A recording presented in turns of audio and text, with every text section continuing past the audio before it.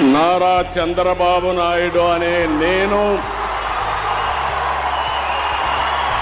విధేయత చూపుతానని, భారతదేశ సార్వభౌమాధికారాన్ని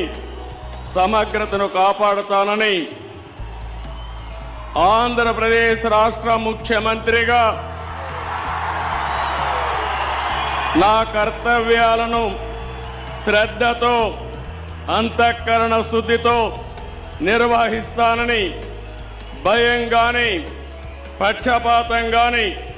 రాగద్వేషాలు గాని లేకుండా రాజ్యాంగాన్ని